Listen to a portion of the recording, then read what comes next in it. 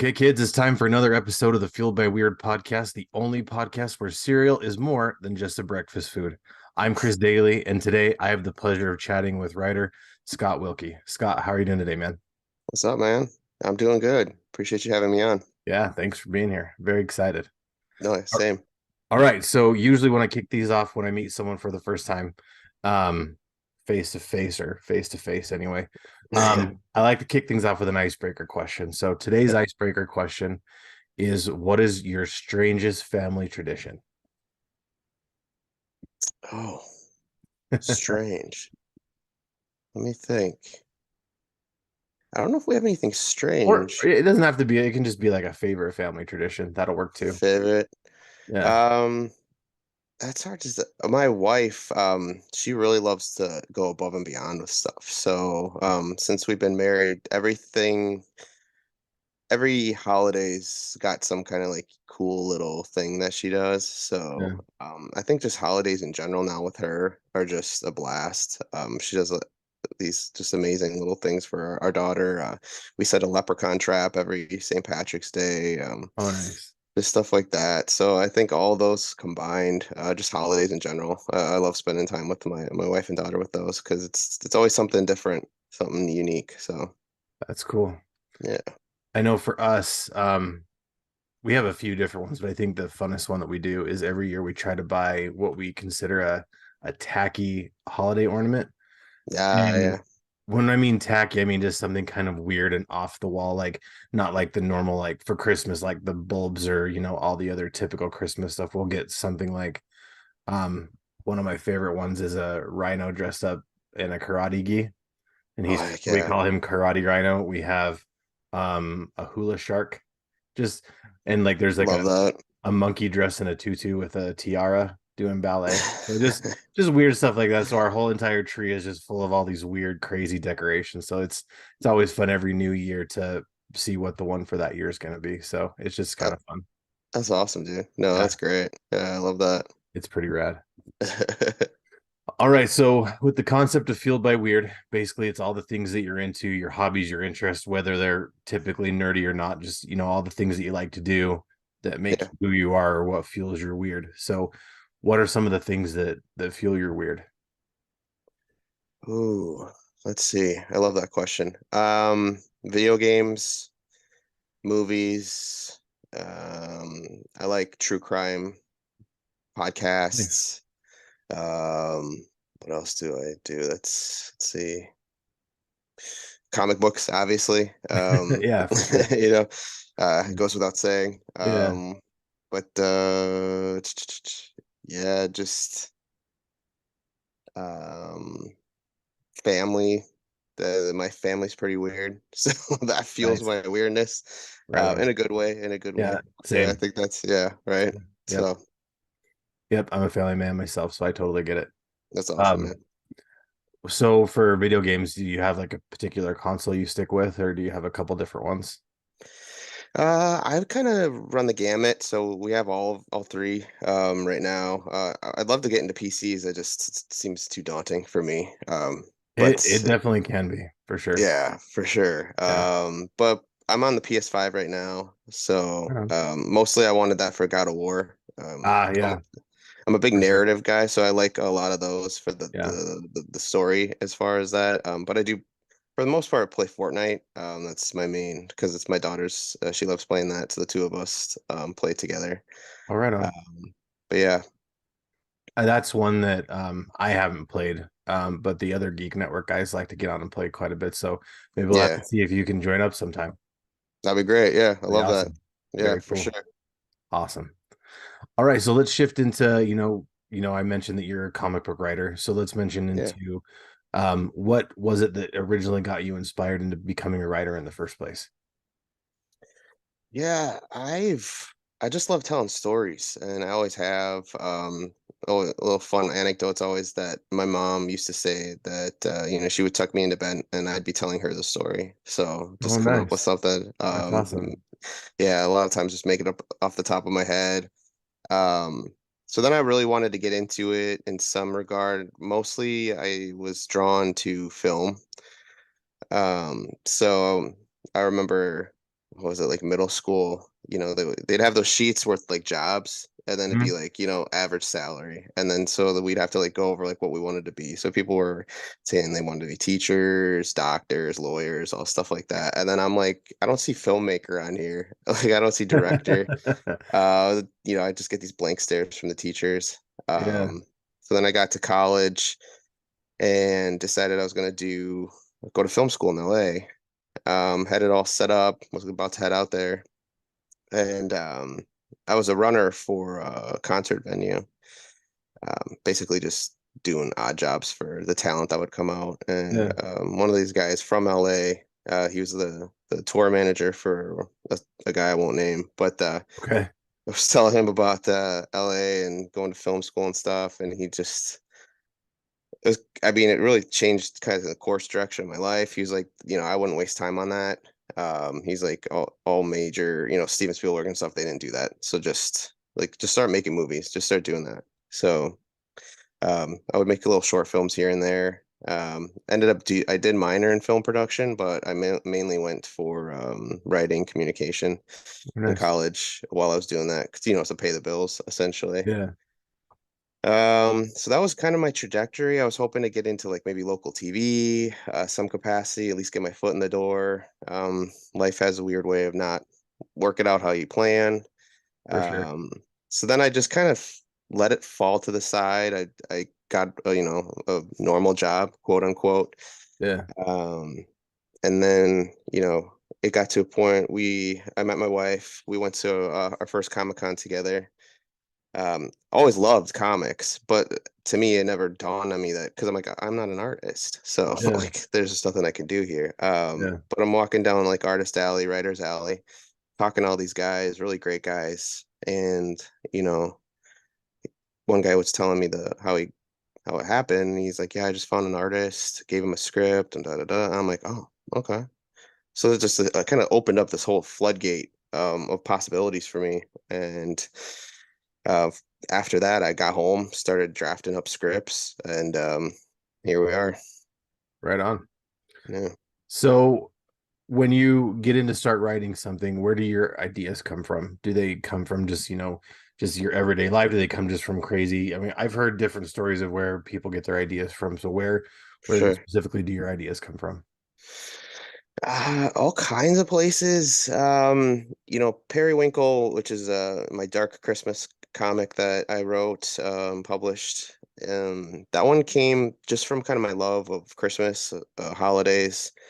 Um, and I love kind of exploring lore, and established lore, Mm, so and Santa had already been done before.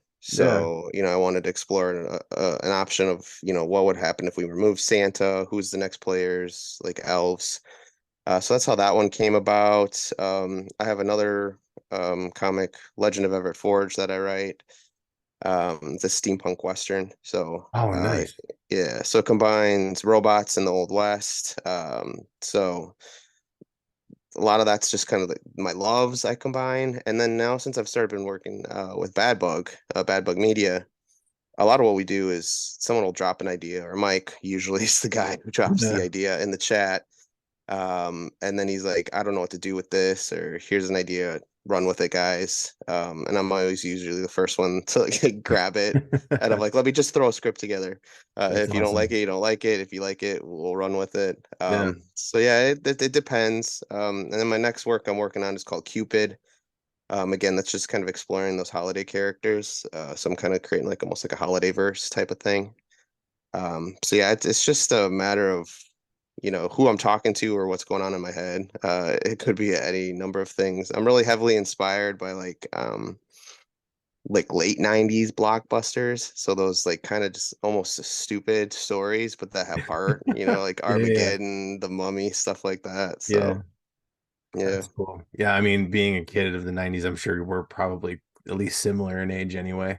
Yeah, They had some of the craziest stuff back then, and I kind of wish that I know. media nowadays would kind of go back and visit that even a little bit, just because I that was know. back when, they would take a chance on weird ideas, because weird ideas always end Yes. up being the most fun ones. Like you just have, and it sounds like, and Mike's a great guy. I think he has some Oh really yeah. great ideas, and I just love how he's one of the ones that isn't afraid to, you get a weird little idea in your brain, and most people are like, no, that's too off the wall, that's too weird. But Mike's like, hell yeah, dude, let's go with this and see what we can make from it. And that's That's awesome.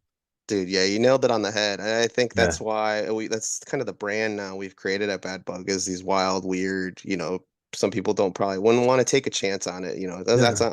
that's not going to be marketable or Yeah. I don't think there's an audience for that, but we find an audience and sometimes we unlock things in people. They're like, I didn't know I wanted this type of story, but Yeah. I'm glad I got it. Yeah. Exactly. Yeah. I Yeah, mean, and it's just those weird ideas that I think need to be taken more chances with, because those yeah, end up a lot of the times being the most fun ideas. totally. I No, totally agree. especially like the ones that we're here to talk about today. Yeah. Welcome to Monsterland and Serial Killer. Yep.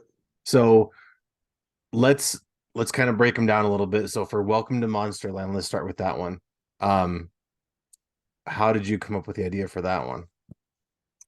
Again, that was a conversation we had because Monster World's been in the work for a while now, and Mike just dropped it into chat one day with me and said, cryptids, a theme park with cryptids, and I was like, okay, can I please write that? Man, that's Uh, amazing. I don't know. I mean, it was it's just like he gives me like 6 words, and that's like the tagline or the log line, and I'm like, okay, I want to play with that now. Um, and so initially he had tagged somebody else to write it. So they produced a script and I reviewed it and it was really good, a lot of good elements to it. And then I'm like, well, I envisioned it more along the lines of Jurassic Park, like, again, harken back to the 90s kind Yeah.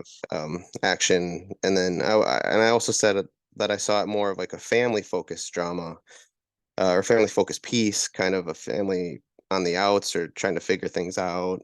And it's in the midst of the 90s. Um, so he's like, I really like those pieces, like, and he asked me to put something together. So I drafted up a script and yeah, he really liked it. So we moved along with that one. And yeah, it's our first kind of all ages, I guess you could say, because some of our other stuff's a little more mature. And obviously we have our entire mature section, which Yeah. definitely is not appropriate for children. But this one's definitely the one that's going to be probably be the easiest sell at cons. And we really wanted that to kind of like broaden our catalog. So Yeah. And I apologize. I don't know why I said land. I know it's Monster World, but oh, that's fine.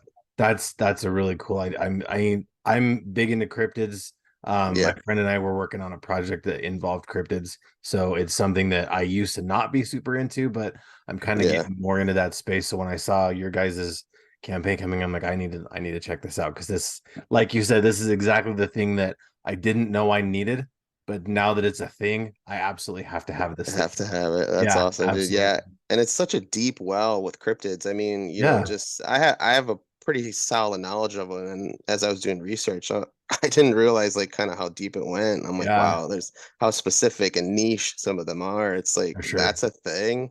So it's like it's a never ending well we can explore. So I'm excited to get into this series. Yeah, because I mean, not only, are some of the most interesting cryptids the ones that people don't know about. I mean, you've got Totally. like your Bigfoots and your Mothmans and, Loch Ness Yeah. Monster, but there's some of those little weird ones that people that aren't as popular, that are sometimes even more scary, more terrifying, or even more interesting than the Oh, ones that totally. are popular. Um, Totally. And that's why like issue one's we haven't really gotten into it. So issue one's kind of like top layer, we're just skimming the surface. We want people to, especially if you're not familiar with what cryptid might be, because yeah, I told my mom about it and she's like, what's a cryptid? And then Sasquatch, Bigfoot. She's like, yeah, oh, okay. So we wanted to like kind of ease people in as we get deeper into the theme park, the world, we're gonna get crazier and crazier and crazier. So that's awesome. And I think the other cool thing about it is, not only can you draw from existing ones, or existing, because it's up for debate whether or not these are real or fake. Some people believe they are and some people don't. yeah, But the cool thing is you can make up your own, yeah, which is that's which is, true. I think is a cool thing, because you know it could be argued that a lot of these cryptids are made up, but you can also have the room to make up your own, which I think is really cool and could open even a wider world of possibilities for story. For sure, yeah. Because I mean, there's been times I'm originally from Wisconsin, so like there's stuff that, I used to see in the woods that didn't look like something, I'm like, what the heck Yeah. was that? So it's like it's not even so much of a stretch that you would need to really make something up, but we've all encountered things that we thought we saw or Yep. that may looked a little off or had, a deer that had some whatever on it, like that kind of Yeah. stuff. So yeah, you're totally right. There's a lot to explore with that as well because it's such a almost individualized type of thing that everyone's probably encountered some type of version of like the Jersey Devil or something. Yeah. So And my dad, he was from Wisconsin. He's got family on his side awesome. still there, and so I remember hearing stories from them all the time of all the weird, crazy stuff that goes on there. So yeah, Yeah, I totally believe that. that's awesome. Now, the other book that I'm super excited for, and both of these books are a couple of my brand new favorite books. Awesome. I don't remember recently reading comics that I had so much fun with, but Oh, it's awesome, dude. Thank you. you're welcome, and especially with Serial Killer. Now, when I told my wife about this, she is kind of like you. She's a big fan of true crime, so she's like, "Oh, cool! It's a serial killer," and I'm like, "No, like not Serial, like Cereal." She's like, "What?" she's I love it. That's awesome. and my wife, who's not really a fan of comics, now wants to read Serial Killer #1. So Oh, I that's think it. that's That's the pretty dream. rad. I love that, dude. I love to hear that. So thank Right? you. That's So great. yeah, it's awesome. So I need to know how, because some of the stuff in this book is wild, and I just think it's fantastic. So when you were coming up with idea for Serial Killer, how did that come up? How did that come about? That was again, and I mean, and we're well aware, it's low hanging fruit, pun wise. It's Oh, see, been the sometimes that puns. stuff's the best stuff, though. That's what I said. Yeah, like totally. So and there's been like some, attempts at it, or I shouldn't say attempts. There's been some stories already completed. There's one from the '90s, serial killings, I believe, and then the artist and author escapes me, but it really is completely night and day from what we're doing. But as far as where the story started, again, it was in the Bad Bug chat, and we were just kind of joking around because what we want to do, and we're pursuing to a degree are these kind of short, limited series, almost like snacks, basically, like comic snacks for people. And we're throwing out ideas, and then somebody tossed out, like a serial killer. And it played around with maybe like the little toys that came in cereals were the killers and stuff like that. So from there it kind of shelved. We stopped talking about it, and we were talking with Kit Wallace, who was the artist on the series. Mike and I'm a huge Kit Wallace fan, so I was like desperately trying to figure out something we could do with him. Yeah. um, and we pitched a couple ideas to Kit, and he loved them all. But then Mike was like, "Well, what about that serial killer one we were talking about?"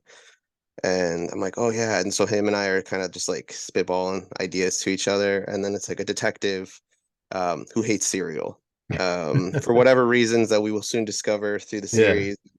The city's full of these serial mascots that they're kind of like the Kim Kardashians of the world. Um, they're just horrid people or and things or creatures. Yeah. Somebody starts killing them off, and this detective who hates cereal already is kind of thrown in the mix and has to like figure it out. And I was like, awesome, I love it. So I got into a script, got the script done in about like a week's time just because I was having so much fun with it. And yeah, sent it to Kit, and Kit was like over the moon. He's like, "This is it, guys. Like, I want to do this one." And he's doing concept art for it. Like, he had That's concept art awesome. within like 24 hours of Oh like wow. Detective Runch, and there's a few serials, celebrities that or mascots rather, that we introduced. But again, it's another one of those wells that run deep. So Kit's already got some character designs that he's like doing for the next few issues. He's got some covers done Awesome. already for the next few issues. So yeah, Okay. it's gonna be awesome. That's awesome. And I really like how, because when I was first reading it, I just expected, the mascots to be, take off the head and there's a person inside. But the fact that you made them real people, not real Yeah, people, but the fact that you made them real like a real, yeah. was fantastic. I remember how you posted on Facebook how you were deciding whether or not you should put them in a realistic world, or or what you were Yeah, trying to do. But I think this way was amazing. The fact that you yeah, have these cartoon characters that are just as real as the regular people is fantastic. And yeah. Detective B. Runch, man, that is so amazing.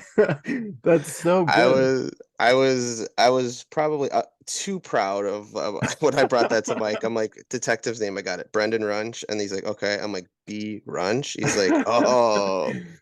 I'm like, yeah, we got to do that. But yeah, as far as the universe, we were kind of aiming at that kind of Who Framed Roger Rabbit um element. So that's you can tell kind of the callbacks to that. But we like Yeah. that because Mike, we've talked about maybe doing like an I Hate Fairyland vibe where like they can't cuss and it's like sugar and sparkles and this and that. And I'm like, no, I want the Bing Bang Boom twins to be doing coke lines with prostitutes around them. Like he's like, okay, let's see how it looks.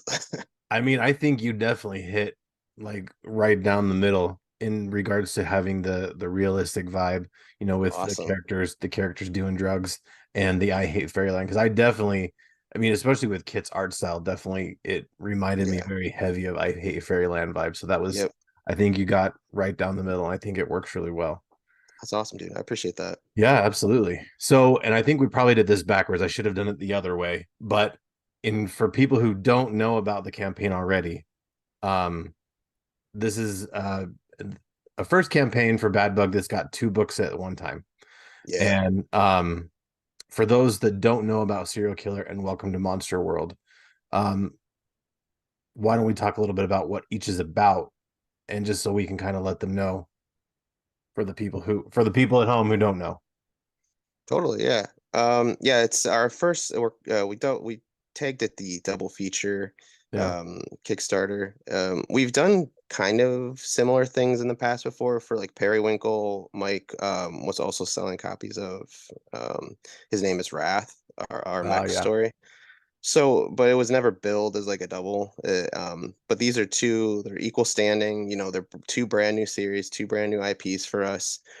It was really just kind of an experiment to see how it went because there's with the amount of titles we're pumping out and the number of artists we have on the team or authors and artists that we have on the team, like it made sense if we could probably like double up because it just kind of it's a signal boost, like it could Yeah. bring in somebody from another like, my hope in the end of the day is, a cryptid fan comes in wanting Monster World and then sees like Serial Killer. That seems goofy and maybe would never have purchased that ever, but was looking at the campaign is like, okay, I'll grab a copy too. I mean, I'm already here. So, Yeah. but to go back to what they're about, yeah, the Monster World is again, it's a theme park for cryptids, and it's this family. The dad was he was active duty, so he had been out deployed for a year um, at a really bad time in his kid's life because his daughter, she transitions to high school during that time. The son's hitting puberty, so he feels very disconnected from them. So the setup and that's always the most difficult point is really finding that entry point into a story. Like we have the cool Yeah. idea, but now who is guiding us into the story? Yeah. So this is a family, and it's them kind of just trying to like get to know each other again. So they stumble upon this abandoned seemingly abandoned theme park called Monster World. It's out in the middle of nowhere in West Virginia, and it looks like one of those coin press machines, So Dad puts some things in, some quarters. They get a token. It's a family admission token, and then they go in, they put it in, and all of a sudden, like these doors open, and then they realize like this is not an abandoned amusement park by any means. It's in pristine condition, but there's no one there. So that's the mystery we open up with, and now the family has to figure out the history behind the park, why it is, how it's still running with seemingly no one taking care of it, why who collected all these monsters, put them in one spot, why did they collect them and put them on one spot, and then on top of that they have to survive all the monsters that are inside the park. Yeah.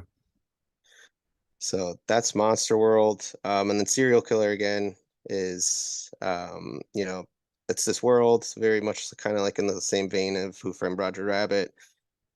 Serial mascots in general, but we're focusing on cereal for this story. Pseudos like celebrities, well, not actual full-blown celebrities. And then Leon the Lion, he's kind of a Tony the Tiger-esque character, is found brutally murdered, and Detective B. Runch is tasked with kind of finding who the killer is, and he starts to unweave this web of craziness, and mascots just start dropping all around him, and it leaves for a very explosive finale on that issue one. But yeah, lots Very to explosive. explore. Very explosive. But yeah, so those are the two. And it's so awesome. And the idea where you have one and then you're hoping to, you draw someone in with the one book and maybe they'll pick up the second book while they're there. That's Yeah, very grocery store-esque, like the last yeah, impulse item. So that's a great way to handle it, especially, with having breakfast cereal. That's a great way to tie it in. Very smart. I like yeah. that. We're hoping that it works because again, we do have such a kind of vast array of titles that we do. Yeah. This probably won't work obviously for our more super mature titles, obviously. Yeah. But we got stuff, like Ruben and Casey's Don't Talk to the Dead and Mhm. works like that. And then Discordia from Chris Jerome. Like those are two vastly different books, but like if we could Yeah, combine those two, you could bring in audiences from each side of it. for sure. That's our hope. So hopefully this pans out for us. Yeah, I mean, plus you throw in My Name is Wrath, which is another incredible book that I'm a Yeah. huge fan of because, you know, weird, crazy stories and cryptids and, mechs. And like you mentioned earlier, steampunk and robots. That's kind of like most of the ingredients that make up my weird. So I that's love that. that's pretty perfect. Plus, Nice. I am Ragnarok too. Or yeah, Ragnarok. Ragnarok. Yep. That's an also another I forgot big to fan of mention that that. one. Appreciate that. Yeah, Yeah. yeah. If you buy both books, you do get the free copy of Ragnarok. So three books for yeah, and one Kickstarter is kind of unprecedented. Ragnarok isn't a brand new IP. Yeah. It's It's come a out, great but it's a great this one though. yeah, but this like kind of Redux is definitely uh, it. They didn't miss the mark the first issue, but they nailed the nail on the head Yeah, this time around. So for sure. yeah, Now, you had mentioned that these are kind of going to be a limited series. So you definitely have an endpoint for Monster for World sure. and for Serial Killer? Like, is it like a long ways out? I mean, how many issues do you kind of plan on both of these being? Monster Worlds, we do have an end. As far as how soon we want to get there, we're just kind of feeling out how people feel about it. We could easily wrap that up in either like, 4 issues. But if people are really digging it, like definitely five, because there's a lot of mythos and lore behind that one that we could Yeah, explain. And again, that well of cryptids we can put in there. Serial Killer will probably be around that 4 issue mark. But again, it's one of those things. It's really just test driving these issues because you know what we came to find was we bite off more than we could chew, or be like, okay, this is going to be like a 10 issue series, and then you get lukewarm results from it, and you're like, well, yeah, crap. Now I'm 3 issues in on a 10 issue series, and it's not really selling that well. It's kind of what I ran into with Everett Forge. Had this big grandiose plan, and it just wasn't really ever finding the right audience or a audience, to be honest. yeah. So I'm like, how can we avoid that moving forward? So my mentality is always like, let's keep it small and tight. That way, in the event it doesn't find an audience, doesn't hit, we can bail on it and we can at least complete it. And then there's a book, and then maybe it'll become like a cult classic, like or something down the line, and it'll find an audience maybe 3 years down the line. But at least we'll have it done, and not like a bunch of these started series that That never have an end. exactly. So That's good. So basically, what you're telling me is you have an ending for these, but if they end up being well received, we could end up going further past the ending and come up to whole brand new stories. that's the goal, yeah. Especially with serial Awesome. killer, because we're talking about mascots. There's so many. There's sports Yeah. mascots, fast food mascots, just general food mascots. So um, yeah, there's a lot, and we plan and would love to explore. But again, we're just gonna test the water first. If people love it, like we'll go full steam ahead. But Yeah, because I mean, like you mentioned with your holiday verse that you're creating, essentially you could create a serial verse or a mascot verse, or even, with Dude, Welcome to Monster exactly. World, a cryptid verse, really. So that's very exciting Yeah, to know that there is an ending, but it doesn't have to be the ending. It could just be yeah, the beginning, depending on how these go. totally. Because there's a lot of room too. I, I, kind of, I don't want to say like there could be a shared almost cinematic universe type with a bad bug, but there is a lot of room for us to like bring serial killer, probably not so much, but like Monster World, if you're familiar with Mike's series, Black Jackets, Yeah. Bobby Joe, our Appalachian alien hunter. There's a lot, and they all kind of happen in the same kind of West Virginian area, so Appalachian area. So there's even that possibility too, that like one day we could do crossovers. They're all kind of in separate decades, but there's always that potential. Bobby Joe's Yeah. in the 70s, Monster World's in the 90s. We're looking at doing like another Black Jacket series that takes place in this late 70s, bridging that gap. So yeah, there's even that possibility. But again, we want to play it smart because we know a lot of people run into that, where they start a series and they're ended on issue 3 because it never hit. And Yeah. I'm in that spot right now with Everett Forge, trying to figure out what I want to do with that series. But yeah. I mean, I think the idea of a bad bug verse really is kind of a cool idea. And, like you Hmm. said, there's certain aspects of it that might not cross over well, but I think there's still enough interesting ways you could do it. And it doesn't necessarily have to be, Detective B run shows up in Monster World or shows up in Black Jackets, but even with something like a reference could be a Yeah. good way to mention it. But so I think it's doable. And not necessarily, I know that's not your guys' plan, but even the fact that it's a possibility is kind of an exciting thing. I know, isn't it? Yeah, because we got a lot, and like with Roseblood Manor now, I mean that's a cool one because we're actually calling out to different issues of Roseblood through that anthology series that we're doing. So we're already kind of dabbling in that shared universe type of thing within that given series. But it's a ton of fun, and I get why like studios and stuff are doing it. I mean, it's Yeah, just really cool to see like, oh, like there's Ant-Man and blah blah blah. It's maybe lost some of its charm in that regard, but I yeah, still get jazzed when I see Marvel yeah, crossovers and stuff. totally, man. Like I know, like I kind of dabble in writing myself, and me and my friend have, we write two very different kind of stories, but we've always kind of, tried to play with the fact of trying to eventually merge them together, at least for a story or two, just because, the idea of having properties cross over, no matter really what the properties are, is still kind of cool to see, just Right? especially if you're fans of both properties. So that's why, Yeah. movies like Fall Guy were so cool, because with Fall Guy you have some of that crossover, and Hmm. not necessarily, with the specific people, but especially the scene with Ryan Reynolds pulling up Captain America's shield in a show, it cuts to Chris Evans. Chris Just Evans, little things like that are kind of fun. So isn't it? it's not necessarily the goal or the purpose, or it's not what you're going for, but the fact that you're able to open up that opportunity for it to happen is kind of exciting sometimes.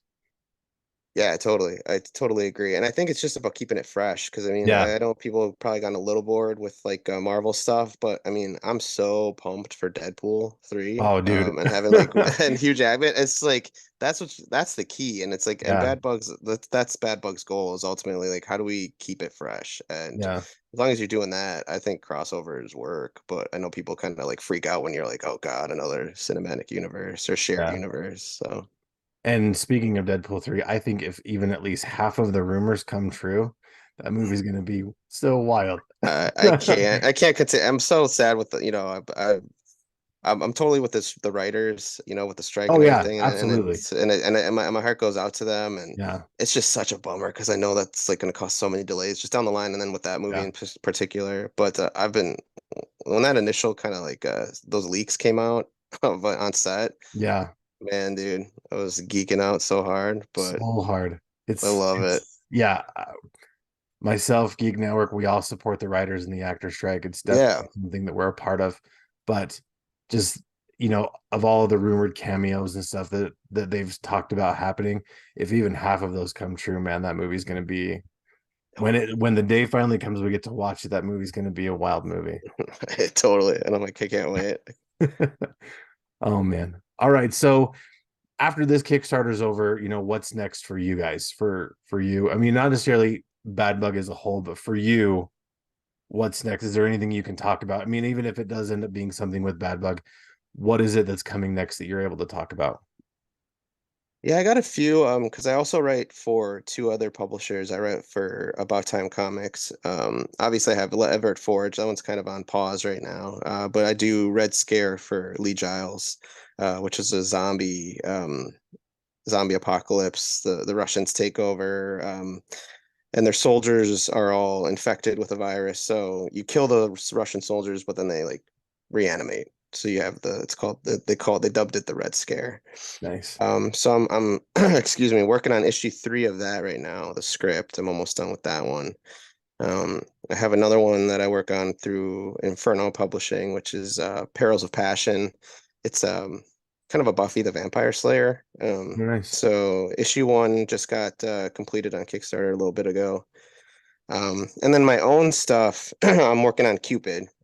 So that's the continuation of the Periwinkle universe, the holiday verse.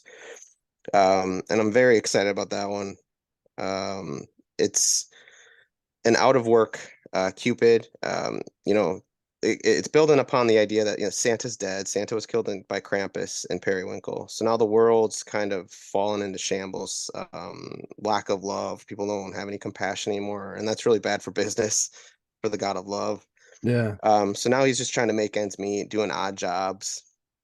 So issue 1 starts off with him kind of he owes a loan shark quite a bit of money.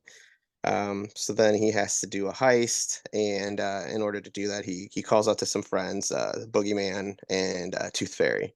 Oh, that's So awesome. I know. And Boogeyman is he's got crippling anxiety, depression.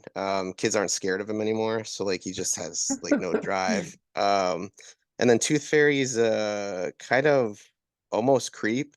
He's this he looks like a pack rat with wings. And then what he does with the teeth is very sus. He never really kind of gives you what he's doing with them. And then he's low key kind of a sexual deviant. So it's just the three of them playing together. We got Sandman in there. And then there's this love interest for Cupid as well. So it's really fun to explore Cupid, who's kind of had his heart broken, and like what that would look like for the god of love with a broken heart. And yeah, I'm just having a blast with that series. I think I'm gonna probably do they're bigger issues. So this is like a 40 pager. I'm thinking about doing probably 3 of those 40 pages. It's just kind of again a tight universe, and this is a standalone too. Issue 1. It's a full front to back story. So in the event it doesn't hit, it's a contained story at least. So there's something that people have. Yeah. Uh, but I'm totally pumped for that one. I don't have an exact launch date for the Kickstarter yet.